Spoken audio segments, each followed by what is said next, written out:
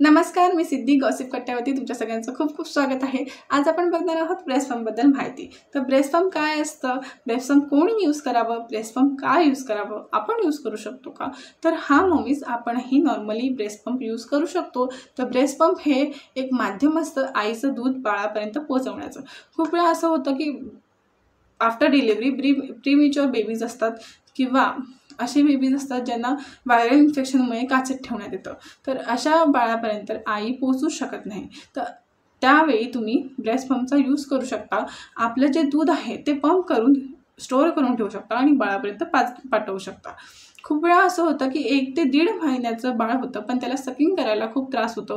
रात्री झोपताना त्याला जर तुम्ही ब्रेस्ट मिल्क ऑफर केलं तर ते पियत नाही, रिजेक्ट करतं। आणि जर तुम्ही त्याला फॉर्म्युला मिल्क दिलं तर ते पटकन पितं आणि झोपून जातं।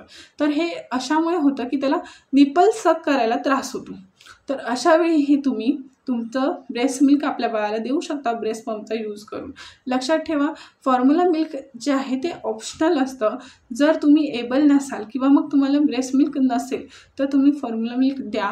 लहान बाळासाठी आईचं दूध हे एखाद्या अमृतापेक्षा खूप इम्पॉर्टंट असतं, अमृतासारखं असतं। तर तुम्ही प्लीज त्याला ते दिलं पाहिजे। जर तुम्हाला ब्रेस्ट सप्लाय जी आहे ती कमी झाली असेल तरीसुद्धा तुम्ही ब्रेस्ट पंप वापरू शकता। ब्रेस्ट पंपने जे ब्रेस्ट सप्लाय आहे ती वाढते। आणि जर तुम्ही ब्रेस्ट पंपचा योग्य वापर केला तर ते तुम्हाला खूप यूजफुल ठरेल। तुम्ही जर वर्किंग वुमन असाल तरीसुद्धा तुम्ही ब्रेस्ट पंप हा वापरू शकता।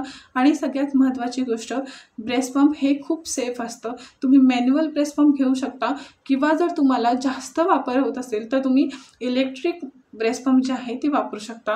प्लीज मम्मीज, हे व्हिडिओज त्या लोकांपर्यंत शेअर करा ज्यांना ब्रेस्ट मिल्क तर आहे पण ते आपल्या बाळाला ब्रेस्ट मिल्क देऊ शकत नाहीत।